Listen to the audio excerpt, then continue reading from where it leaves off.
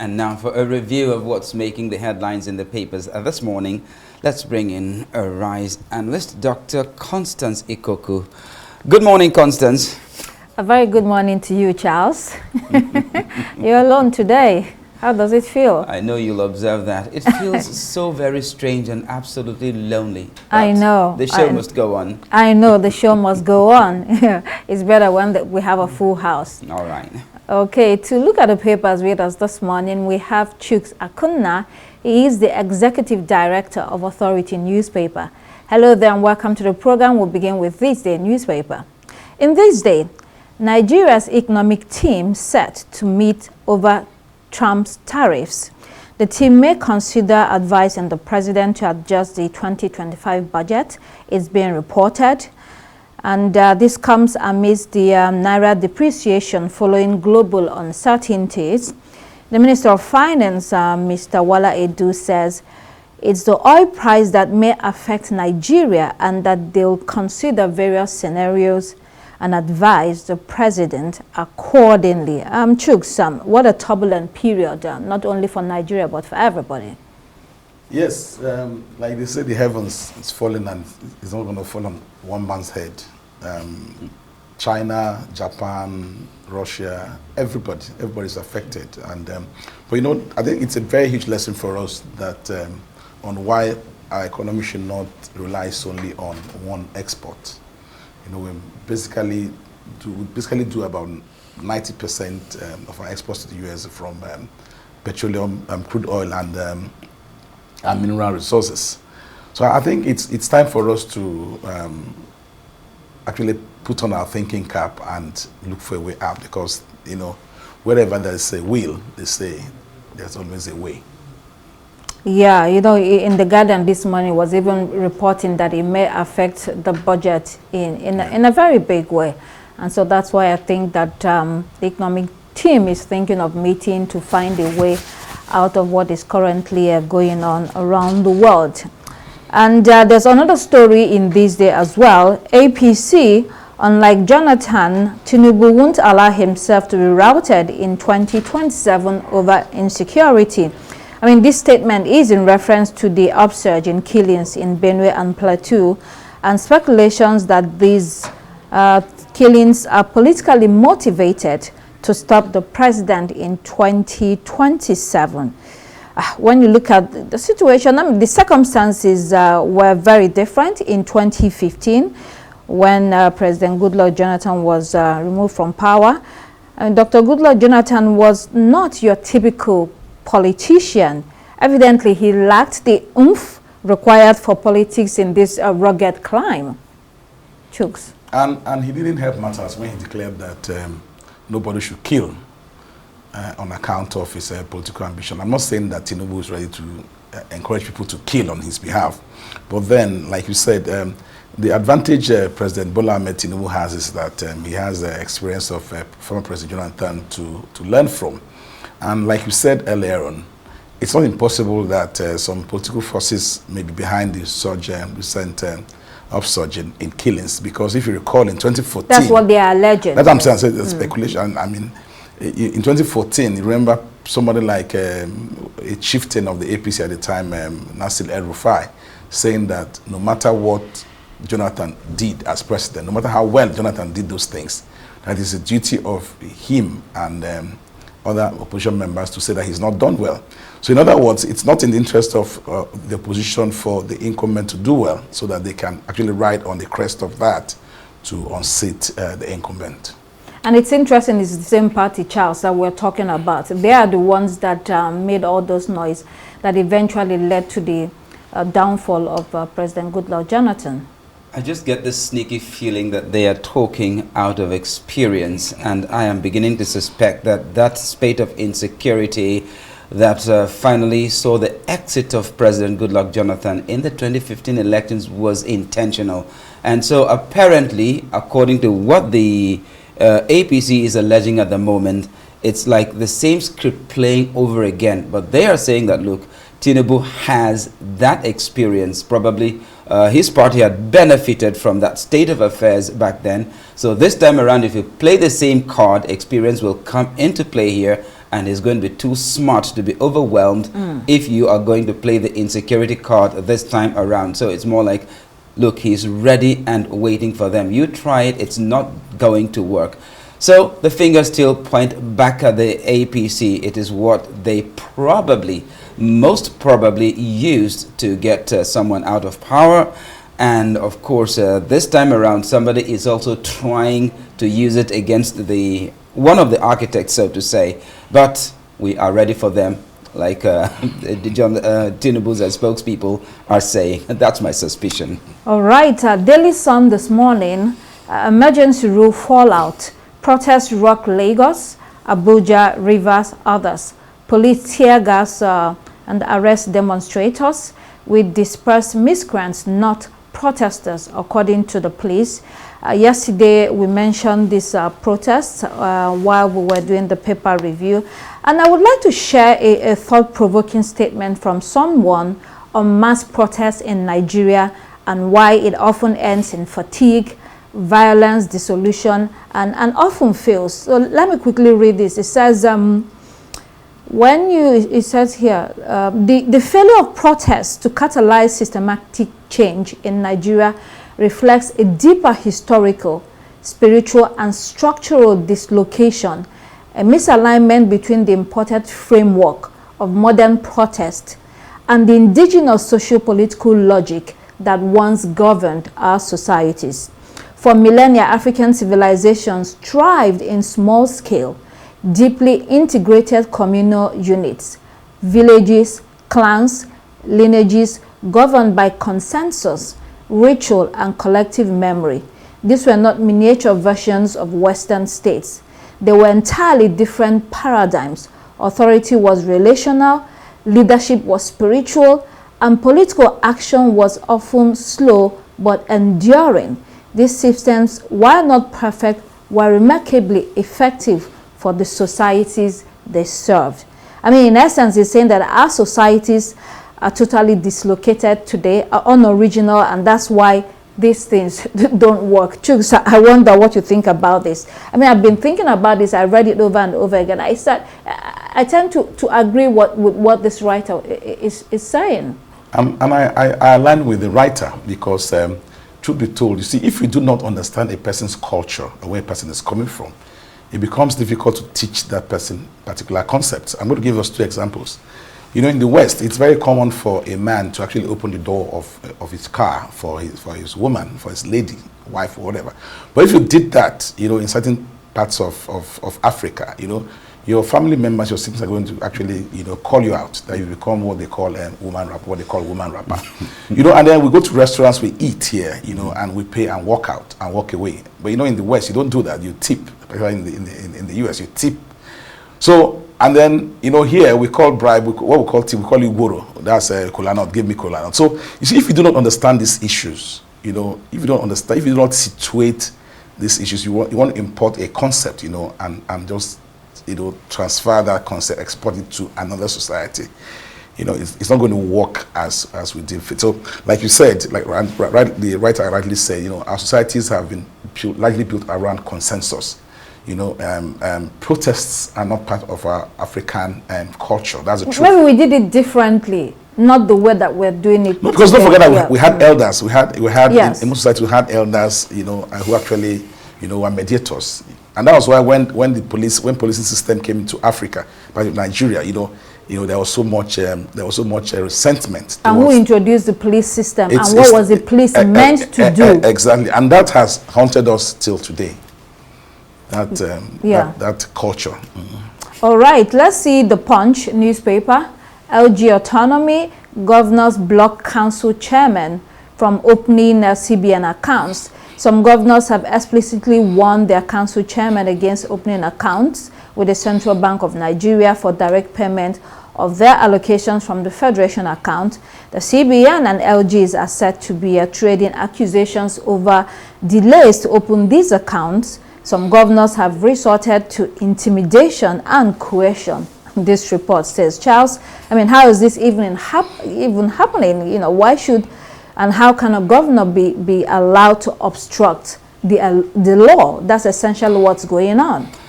As long as the governor is allowed to superintend elections into local government councils, this is exactly what will continue to happen. The governors, so to say, have appointed, of course they'll call it elections, but we all know those are sham elections. So the governors more or less appoint those local government chairmen. The local government chairmen are answerable to the governors. And so if your boss, the governor, says, don't you dare open that account, then you had better not, because before you know what's happening, you'll be out in the cold. So according to one of the local government chairmen in the southeast, and that's what that report says, that they actually tried to broker a deal with their own governor to say, okay, let's open these accounts and we'll be remitting 50% of our income to you. But the governor said that is definitely not going to happen. And, you know, it's what's replicating across the country. One of the problems is also that, the body that has come up with that idea is actually finding it difficult to identify which of those local governments have legitimate, or which of the states actually have legitimately democratically elected local government councils. Well, whether you call it elections or whether you call it appointments, the local government chairmen or chief executives are answerable to the governor, and so whatever the governor say goes. Unless, you know, we manage to find a way around that, those CBN accounts from the local governments will remain not opened. Interesting times. Well, let's see the New Telegraph. Next meeting, Supreme Court sacked Abure faction, threatens to sanction OT. We have the same article in Daily Independent, if we can pull that up. Here in Daily Independent, it says, LP crisis, Abure faction wants OT over anti-party activities. I mean, Chuks, why do some politicians not know when to leave the stage? What's Julius Abure up to? Well, it's part of the process, and that's the truth. You see, we've not just politicians, even we've seen civil servants who, when they reach the statutory 60 years of age, they go and, you know, devise all sorts of, they concoct all sorts of strategies to sit tight in power. We know that said, I was also amused by reports that the Abia State Governor and the presidential candidate of the Labour Party in the last elections, Peter Obi, have summoned a NEC meeting. And, you know, definitely, you know, two wrongs don't make you right. You know, it's like President Tinubu summoning a meeting of APC NEC. You know, they are two different. No governor has power to summon a NEC meeting, no matter how. They have this caretaker committee. Yes, they can actually do that through the committee, but not a governor, because it's not. The parties are not extension of the executive arms of government. That's why the party is the party. The political office holders are political office holders, period. But, you know, this crisis will not go away, you know, soon. I mean, that's the truth. You know, they will keep. Don't forget that PDP has had its own fair share of this crisis, and you know, it's look at somebody like Valentino Zibo, who moved from PDP to Labour Party to actually contest the last governorship elections. You understand? He's moved from the LP to APC, and he lost the party primaries in over the weekend in Anambra State. But, you know, what am I saying? You know, politicians do not have. There's no fidelity. You know, they don't stay true to their political parties or their political interests. You know, what they look for where their feathers, I mean, will be best. Where their nests will be best feathered by their ambitions. And what exactly is the legal position of Abure and his executive committee? Are they still there legitimately, or have they been sacked by the Supreme Court? One of the newspapers said the embattled chairman of the Labour Party. The other says the sacked chairman of the Labour Party. So that position is actually ambiguous, and that's why I believe we're having this problem right now. Who is supposed to be giving orders legitimately? Who is in charge of the Labour Party? Is it the Abure Exco, or is it the caretaker committee? I think that's the question that needs to be answered first before we come to the bottom of the situation in the Labour Party right now? Again, the role of the courts, front and center right there. On to the Guardian newspaper, 2025 Hajj, confusion as FG debunks report on Saudi entry ban on Nigeria, others. Let's also pair that with Daily Trust. In Daily Trust, it says, split in Hajj Commission, board members accuse chairman of abuse of office. First of all, to the remote visa ban from Saudi Arabia, the federal government says it is false, and that the Saudi officials have also denied such a ban exists. So restriction applies to holders of tourist visas. Individuals with tourist visas will not be allowed to enter Makkah or to perform Hajj during the Hajj season between April 29 and June 11, 2025. Only the Hajj visa is permitted for entry for pilgrims during this period. So that settles that. And then on to Daily Trust and the split at the Hajj Commission. I mean, the new chairman, Professor Abdullah Saleh Usman, has barely settled in and trouble has already started chooks. I mean, they were having some crisis before he was appointed a chairman. And don't forget that the immediate past or the sacked NACON Hajj Commission boss, Jalal Arabi, you know, he was a guest of the EFCC, you know. Several foreign currencies were said to have been found in his custody, and I don't know what's going on with that. But you know, this professor was just appointed in August. He's barely a year old, and you see, he speaks to the fact that, you know, we're not here for service. You know, when I read that story this morning, and the story was about contract awards, you know, choice of airlines, yes, you know, those to handle visas and issues so on. Everything was around money, you know, money management, you know. But then you ask yourself, why would one man, you know, be up in arms against the whole board? And, you know, all the commissioners from the 6 geopolitical zones are here, are up in arms against the boss, the ES. And I don't think that is restricted to the Hajj Commission. I think the Christian Pilgrims Commission too has its own, only from what I gathered, it's still on the wraps. You know, they're trying to manage it as best as possible. But, you know, he goes to tell us that, you know, people are not, this is supposed to be, you know, about God's work, about pilgrimage, holy pilgrimage to the Holy Land. But you see, it's now enmeshed in a controversy. Why are we even going for holy pilgrimage in other lands? Don't we have holy lands? No, we have like Oshun. We have the Oshun. I mean, we have the Oshun Africans in Oshobo that people also should come from. With all the religiosity, it hasn't stopped abuse of office. It hasn't stopped the pilfering of public funds. So what's the religiosity all about? You know, it just sometimes these pilgrims are also tourist visits, so to say. I mean, it's mostly not about the religion. It's about the experience of traveling outside the country to a country renowned to be a holy land.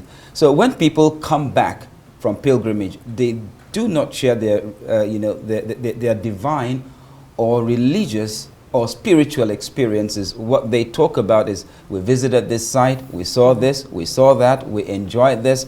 It's mostly about the tourism aspect of it, and that's probably what makes the pilgrimages very, very popular. And of course, the problems with the commissions probably stems from the fact that there's some illegality going on in the issuance of these tourist visas.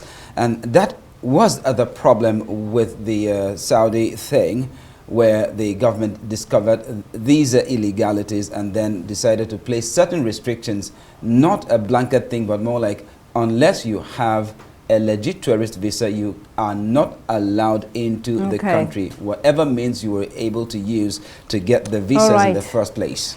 To the international headlines, I mean, my holy land is in my village anyway. To the international headlines, Daily Graphic, new rules set for Okada riders. I don't know, I didn't know commercial motorcycles were also referred as Okada in Ghana. That's the influence of Nigeria. The Nigerian influence is very strong in West Africa. Yes. Okay, so it says persons willing to operate Okada now in Ghana must belong to a recognized transport union or be employed by a commercial motorcycle company.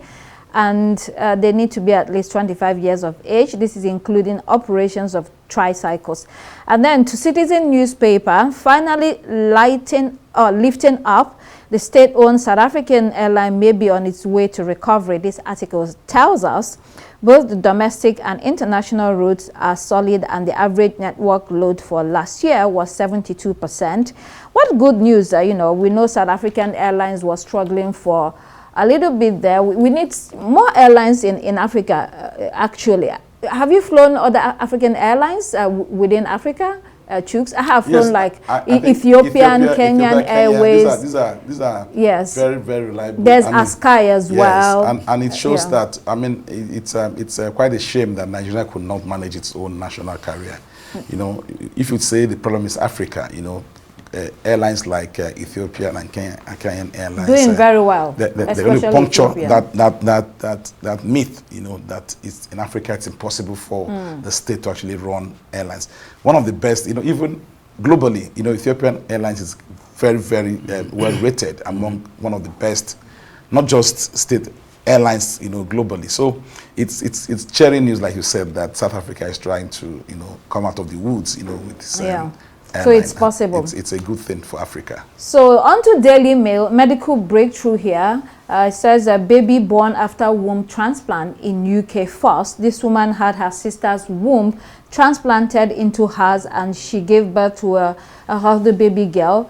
Grace Davidson was said to have been born without a womb.